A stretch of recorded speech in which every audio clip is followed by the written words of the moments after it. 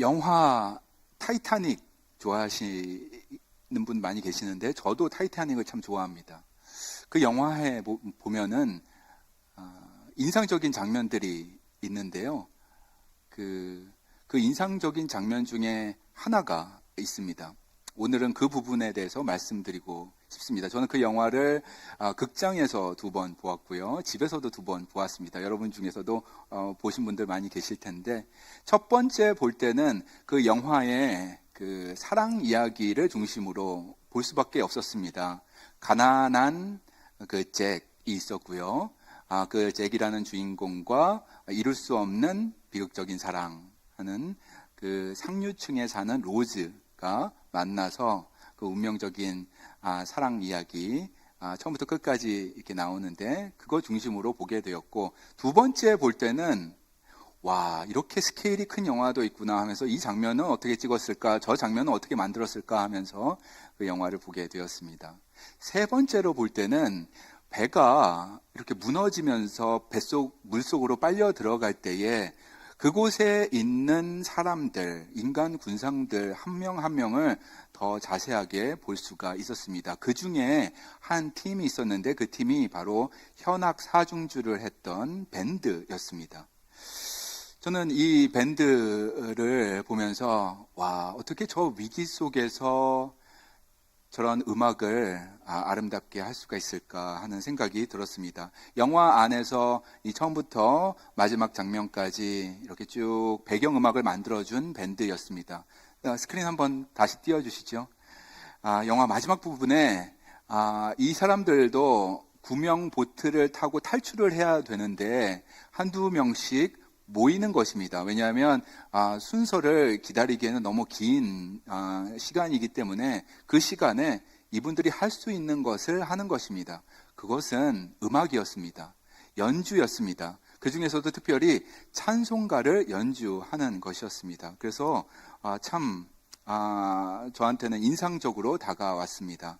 구명보트에 탑승하는 사람들이 있었는데 그 중에도 탑승하는 중에도 계속해서 저쪽에서 연주의 소리가, 멜로디가 울려 퍼지는 것입니다. 승객들의 패닉을 막는 데에 도움을 주는 것이었습니다. 여러분, 인생의 위기에 찬양할 수 있을까요? 음악이, 맑은 가락이 우리의 가슴 속에서 나올 수 있을까요? 내가 죽을 수도 있는 그러한 절체절명의 위기 속에서 찬송가가 나올 수 있을까요? 여기에 이 밴드가 마지막 연주했던 그 찬송가가 있습니다. 그것은 내 주를 가까이 하게 함은이라는 찬송가를 하게 됐는데 실제로 타이타닉호에서 이 곡이 연주가 되었습니다. 구명보트에 있던 생존자들이 이 연주 소리를 멀리에서 듣고 그 가사를 따라 했다고 합니다. 이 스크린 한번 보여줄까요? 가사가 이렇게 됩니다. Nearer, my God, to thee, nearer to thee, even though it be a cross that riseth me, still all my song shall be nearer, my God, to thee, nearer, my God, to thee, nearer to thee. 어떤 감정이었을까요? 위기의 순간에 찬송을 한다는 것은. 몸과 마음이 아플 때 찬양할 수 있을까요? 일이 잘 안 풀릴 때도 찬양할 수 있을까요? 사업이 잘 되면 찬양할 수 있죠. 근데 사업이 잘 안 됩니다. 같이 사업하고 있는 사람들과 관계성에 문제가 생깁니다.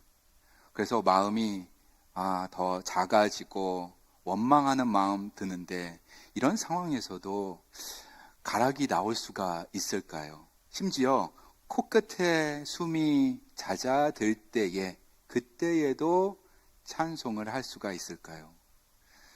저는 이런 위기의 순간에 찬양을 하는 분들을 보게 되었습니다. 참 멋진 분들입니다. 그리고 아름다운 분들입니다. 오늘 설교 제목을 세상이 감당하지 못하는 찬양이라고 했는데, 저는 그런 분들을 보게 되면 세상이 감당하지 못하는 분들이구나라는 생각을 하게 됩니다. 제가 아는 교수님이 있는데 훌륭하다는 말 대신에 이런 말을 쓰시더라고요. 무섭다. 무서운 분들이다. 예, 그런 위기의 순간에도 찬양을 하시는 분들, 정말 훌륭하신 분들입니다. 평소 생활 가운데에 찬양을 하시는 것만 해도 소중합니다. 훌륭합니다. 그런데 위기 속에서도 찬양할 수 있을까?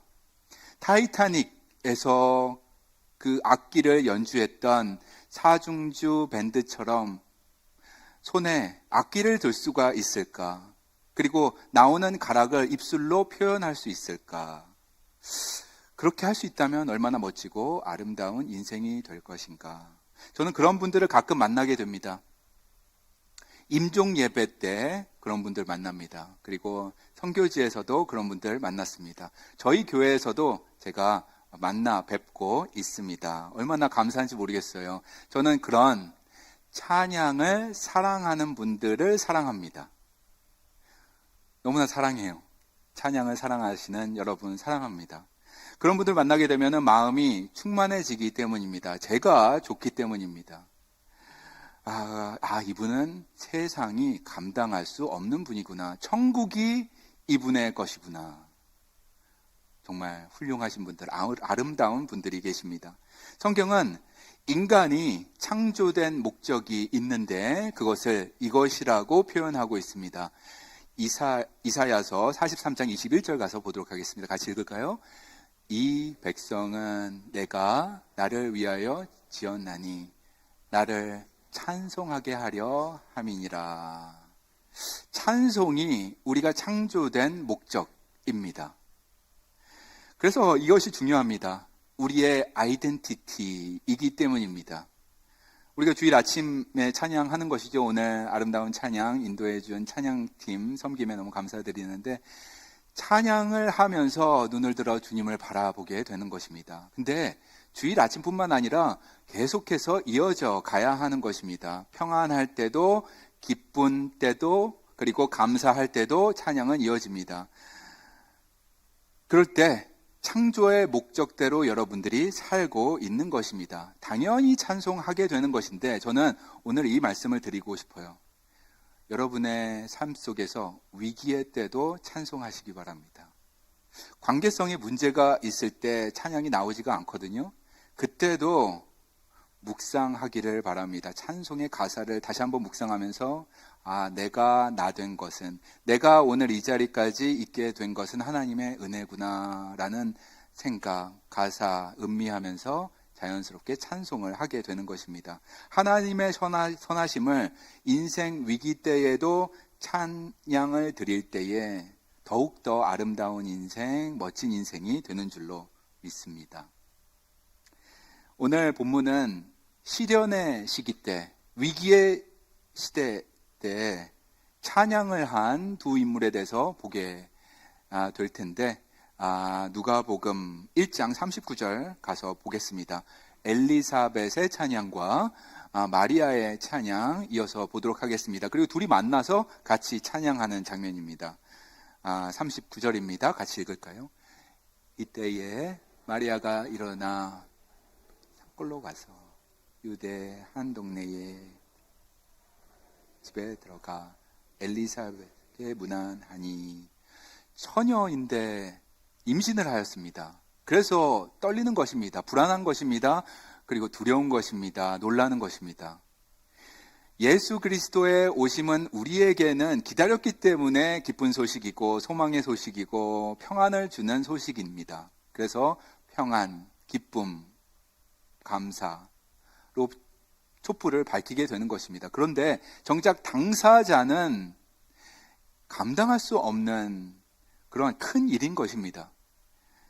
하나님의 말씀이었기에 순종한다고 결단은 하였지만, 저번 주에 우리가 본 부분이죠. 처녀로서 임신을 하고 아들을 낳는다는 것은 죽음을 의미하기도 했습니다. 당시 관습에 따르면 처녀가 임신을 해서 아기를 낳는다는 것은 돌을 맞을 수도 있는 그러한 중대한 일이기 때문입니다. 여전히 두렵고 떨리는 마음 부여잡고 있을 때에 한 사람이 떠오릅니다. 그런 언니가 있으실까요? 내가 이렇게 두렵고 떨릴 때, 내 삶의 위기의 순간에 그 언니를 찾아가면 위로를 받을 거야 하는 그런 분 계십니까? 신앙의 본을 보여주는 그 분이 생각이 났습니다. 마리아가. 그래서 마리아가 뛰어갑니다. 엘리사벳 사촌 언니에게 뛰어가는 것입니다. 그리고 엘리사벳을 만나서 함께 찬양하는 장면 누가복음 1장에 기록되어 있습니다. 엘리사벳과 같은 분 주위에 더 많이 있기를 소망합니다. 여러분, 이런 분들이 많이 있으면 좋을 것 같아요. 최소한 한 사람이라도 있어야 하는 것입니다. 마리아에게는 한 분 있었습니다. 엘리사벳. 여러분 주위에도 최소한 한 분은 있어야겠다라는 생각을 합니다. 힘들 때 생각나는 분, 어려울 때 찾아가서 같이 울을 수 있는 분, 그리고 같이 기도할 수 있는 분, 찬양할 수 있는 분, 그런 분이 있어야 하겠습니다. 기도해 줄 수 있는 언니, 믿음의 이모, 삼촌, 그리고 신앙의 아버지, 신앙의 어머니, 그런 분들 말입니다. 저는 소망하는 것은 성령님께서 도와주셔서 그런 분들이 저희 교회에 더 많아지시기를 간절히 소망합니다. 저희 교회도 많아지고, 저희 교회에서 하는 여러 프로그램 안에도 많아지고, 목장 안에도 그런 언니, 그러한 성도님들, 그러한 선배들이 많아지기를 간절히 소망합니다. 주위에 은혜의 언어를 하는 분들이 계세요. 여러분 생각나시는 분들 계실 텐데 그런 분들과 좀 더 시간을 보내시기를 권면드립니다. 좀 더 가까이 가서 신앙의 이야기를 나누시기를 권면드립니다. 비난의 언어, 판단의 언어, 정죄의 언어를 하는 분들이 있다면 조금 거리를 두시고요. 은혜의 언어, 감사의 언어, 당신은 사랑받기 위해 태어났습니다. 그게 진리입니다. 당신은 복된 사람입니다. 라는 엘리사벳의 은혜의 언어를 할 수 있는 그런 분들과 좀 더 시간을 보내시기를 권면드립니다. 그리고 저와 여러분이 엘리사벳과 같은 은혜의 언어를 하는 그런 분들이 다 되시기를 예수 그리스도 이름으로 축원합니다. 그럴 때에 여러분이 서 있는 자리가, 우리가 함께 서 있는 자리가 주의 분들과 함께 은혜의 자리, 찬송의 자리가 될 것입니다. 이제 위기 속에 있는 마리아 있고요. 그 다음에 신앙의 여인 엘리사벳이 있는데 둘이 만나서 찬양을 하는 장면 보도록 하겠습니다. 누가복음의 저자는 이 둘이 만나서 대화하는 부분을 한 편의 드라마처럼, 뮤지컬처럼 우리에게 표현해주고 있습니다. 엘리사벳이 성령 충만함을 받아서 찬송을 하게 되면 그것을 받아서 마리아가 찬송으로 화답하는 그런 부분입니다. 누가복음 1장 41절 가서 보도록 하겠습니다. 같이 읽겠습니다. 엘리사벳이 성령의 충만함을 받아 큰 소리로 불러 이르되 여자 중에 내가 복이 있으며 내 태중에 아이도 복이 있도다. 주께서 하신 말씀이 반드시 이루어지리라고 믿은 그 여자에게 복이 있도다. 이 운율이 있는데요. 영어 성경으로 보면은 그래서 운율에 맞춰서 찬송하듯 엘리사벳이 말합니다. 여자들 중에 가장 복받은 사람입니다. 태중의 아이도 복을 받은 분이십니다. 오, 내 주님의 어머니가 나를 찾아오시니 너무나 영광스럽습니다. 내 뱃속의 아이도 기뻐서 뛰고 있습니다. 주님의 말씀은 반드시 이루어질 것이라고 믿는 당신 정말 큰 복을 받을 것입니다. 라는 이러한 찬양 노래입니다. 이 찬송을 드릴 때에 놀라운 일이 벌어집니다. 주님의 말씀은 반드시 이루어질 것이다 라는 그 말씀을 듣는 순간 마리아의 내면에서 변화가 일어나는 것입니다. 여러분, 찬송을 부를 때 이런 놀라운 일이 벌어집니다. 근심 속에 있던 영혼이 깨어나게 되는 것입니다. 삶 속에 그 두려움의 구름이 싹 걷히게 되는 것입니다. 샌디에이고에 살면서 안개가 걷히는 것을 눈앞에서 제가 종종 보게 되는데 이 안개가 이렇게 많이 껴서 운전하기 힘들구나. 오늘 성도님들 새벽 기도에 오실 때 힘들겠구나. 그런 생각을 갖게 되는데 조금 지나서 예배 후에 집에 갈 때 안개가 싹 가시는 것을 보게 됩니다. 근심의 구름, 두려움의 구름이 사라집니다. 그리고 그 사라진 자리에 은혜가 비추게 됩니다. 햇살 같은 은혜가 비추게 됩니다. 언제? 찬송을 들을 때, 찬송을 하게 될 때. 하나님의 말씀은 반드시 이루어질 것이다 라는 말을 들을 때 이러한 놀라운 일들이 벌어지고, 그리고 마리아가 이제 화답하게 됩니다. 무엇으로 화답할까요? 찬송으로 화답하게 됩니다. 이것이 성경에서 유명한 마리아의 찬가입니다. 마리아의 찬가, Magnificat. 마리아의 찬가가 누가복음 1장 후반절에 기록되어 있습니다. 우리 같이 읽도록 하겠습니다. 시작. 마리아가 이르되 주를 찬양하며 내 마음이 하나님 내 구주를 기뻐하였음은 그의 여종의 비천함을 돌보셨음이라. 보라 이제 후로는 만세의 날을 복이 있다 일컬으리로다. 능하시니가 큰 일을 내게 행하셨으니 그 이름이 거룩하며 긍휼하심이 두려워하는 자에게 대대로 이르는도다. 아멘. 이렇게 찬양합니다. 그의 이름은 거룩하십니다. 긍휼하십니다. 나를 돌보십니다. 내가 주를 기뻐합니다. 나의 영이 주를 찬양합니다. 마리아의 찬가 앞부분인데요. 이 앞부분을 노래처럼 제가 듣게 되었을 때에 꼭 우리가 부르는 복음성가와 같다는 그러한 느낌이 들었습니다. 즉각적인 반응이 있습니다. 그리고 직관적인 언어로 되어 있습니다. 내가 하나님을 찬양합니다. 나를 주님이 돌보셨습니다. 그러므로 나는 주님 찬양하고 기뻐합니다. 이런 찬양입니다. 현대 복음성가의 장점이 이곳에 들어있는 듯 했습니다. 그리고 이제 후반 부분도 보게 될 텐데, 저는 이 후반 부분을 읽을 때에 찬송가와 같다라는 느낌을 받게 되었습니다. 우리가 부르는 찬송가 안에 있는 신학, 그리고 깊이, 그리고 전통이 느껴졌습니다. 그래서 앞부분은 복음성가와 같고요, 뒷부분은 찬송가와 같은 그런 느낌이 있습니다. 한번 가서 볼까요? 마리아의 찬가 후반부입니다. 1장 51절 가서 보겠습니다. 한 구절 한 구절 깊이 있는 신학이 들어 있습니다. 읽겠습니다.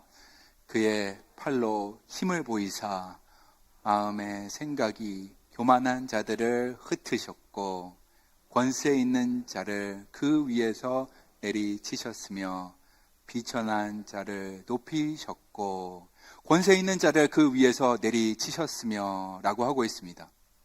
권세 있는 자들 밑에 살고 있는 인생이었습니다. 그런데 그들을 내리치셨으며 하고 선포를 하고 있는 것입니다. 지난 한 400여 년간 말라기부터, 구약의 맨 마지막 책이 말라기죠. 말라기부터 신약이 시작되는 세례 요한까지 약 400년의 기간 동안 침묵의 시대였습니다. 찬송도 이런 찬송이 없었습니다. 그러한 조용한 시대, 안개가 낀 시대, 어두움의 시대, 페르시아의 지배 아래에 있던 시대, 헬라, 그리스의 지배 아래에 있던 시대, 그리고 지금은 로마 지배 아래에 있는 그런 시대입니다. 마리아는 그런 지배 아래에 있는 상황인데, 여기서 보니까 권세 있는 자를 그 위에서 내리치셨으며 이런 말을 하고 있습니다. 놀라운 선언입니다. 정치적으로, 그리고 영적으로 하나님의 주권을 담대히 선포하고 있습니다. 용기 있는 고백인 것입니다. 마음의 생각이 교만한 자들을 흩으셨고 권세 있는 자를 그 위에서 내리치셨으며, 그리고 나오는 말이 비천한 자를 높이신다고 하고 있습니다. 권세 있는 자는 낮추시고 비천한 자는 높이시고, 비천한 자가 누굴까요? 본인을 얘기하는 것입니다. 저번 주에 우리가 마리아의 배경에 대해서 보게 되었는데, 농촌 출신의 가난한 서민, 서민, 평범한 소녀였던 마리아의 삶을 이야기하고 있는 것입니다. 본인이 어떠한 사람이라는 것을 잘 알고 있습니다. 전능하신 하나님, 천지를 만드신 그분이 나 같은 사람을 돌아보시다니 하면서 놀라는 것입니다. 그리고 말합니다. 비천한 자를 높이셨다. 권세 있는 자는 낮추셨다. 참 멋진 찬양입니다. 마리아의 찬가 이제 맨 마지막 부분 보도록 하겠습니다. 누가복음 1장 55절 보겠습니다. 시작. 우리 조상에게 말씀하신 것과 같이 아브라함과 그 자손에게 영원히 하시리로다 하니라. 아멘. 아브라함과 그 자손에게 영원히 하시리로다. 여러분, 신학 중에 신학, 기독교의 핵심 부분입니다. 하나님의 말씀은 영원하다. 하나님의 말씀은 반드시 이루어진다. 그 말을 듣는 순간 찬양이 나오는 것입니다. 하나님의 약속은 신실하기에 이루어진다라는 것입니다. 그 약속의 절정에 있는 것이 바로 구세주 예수 그리스도, 대강절에 오신 예수님의 강림인 것입니다. 약속의 절정, 예수님. 믿음의 조상 아브라함에게 하신 약속이 이스라엘 전체의 구원의 역사가 되었고 본인에게도 마리아에게도 나타났으며 그리고 앞으로도 영원히 믿음으로 설 사람들에게 이루어질 것이다. 여러분과 저에게 이루어질 것이다 라는 선언입니다. 노래입니다. 우리 조상에게 말씀하신 것과 같이 아브라함과 그 자손에게 영원히 하시리로다 하니라. 여러분, 이것이 마리아의 찬가였습니다. 여러분, 찬양이 없는 시대가 있었는데요. 다시 찬양이 시작됩니다. 마리아의 찬가부터 시작하여서 신약이 시작되었습니다. 그동안 이런 찬양은 지난 400여 년간 어둠의 시대 때는 없었습니다. 다시 시작하는 것입니다. 빛과 은혜의 시대로 진입하는 것을 세상에 선포하는 것이 마리아의 찬가인 것입니다. 예수 그리스도가 오심으로 완전히 새로운 구원의 시대를 선포하는 것이 이 노래 마리아의 찬가였습니다. 4세기의 신학자였던 성 어거스틴은 찬송하는 것이 인간 존재의 가장 높은 목적이라고 하였습니다. 그의 책 참회록 앞부분에 맨 앞에 시작을 이렇게 하고 있습니다. 같이 한번 읽어볼까요? 시작. 주여, 당신은 위대하시며 무한히 찬양 받으실 분이시니이다. 아멘. 찬양 받으실 분입니다. 17세기에 존 웨슬리도 같은 얘기를 하였습니다. 우리가 존재하는 목적은 하나님을 영화롭게 하고 하나님께 찬양하기 위함이다. 그래서 예배 때에 찬양하기 위해서 자기 동생 찰스 웨슬리와 찬송가를 만들었습니다. 수천 개의 찬송가를 만들어서 같이 찬양하게 하였고 그 안에 신학을 담았습니다. 오늘날에도 우리가 그들의 찬양을 매주 부르는 것입니다. 여러분, 찬송은 단순한 감정 표현이 아닙니다. 이것은 인간 존재 자체입니다. 인간이 창조된 목적입니다. 인간 존재의 목적이며 회복이 바로 찬양인 것입니다. 그래서 우리가 찬양하는 것입니다. 찬송해야 하는 것입니다. 이번 주에 우리가 좀 해야겠습니다.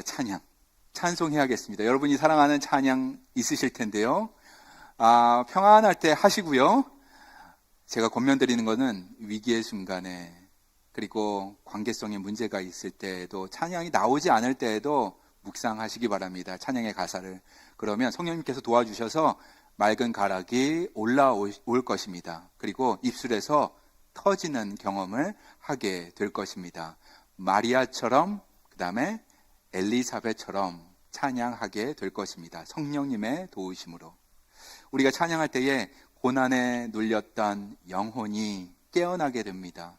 마음속에 있었던 그 구름이 가시게 되고 은혜의 빗줄기가 비치우게 됩니다. 특히 힘들고 어려울 때 더 찬양할 수 있는 것입니다. 그때 찬양해야 합니다. 그래야 세상이 감당할 수 없는 그러한 성도가 되는 것입니다. 건강의 위기 있을 때 찬양합니다.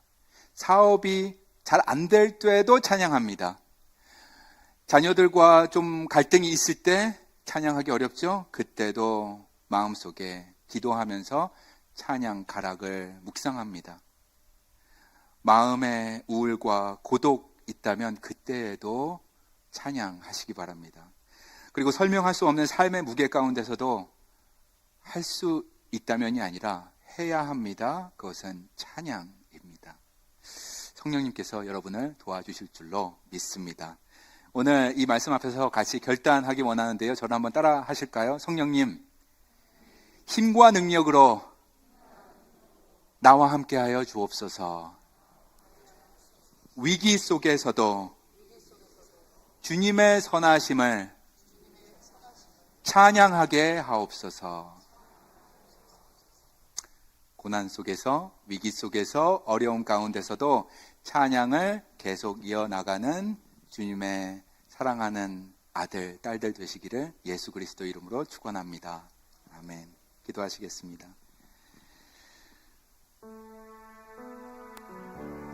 거룩하신 하나님, 오늘 말씀 앞에 서게 하시니 감사합니다.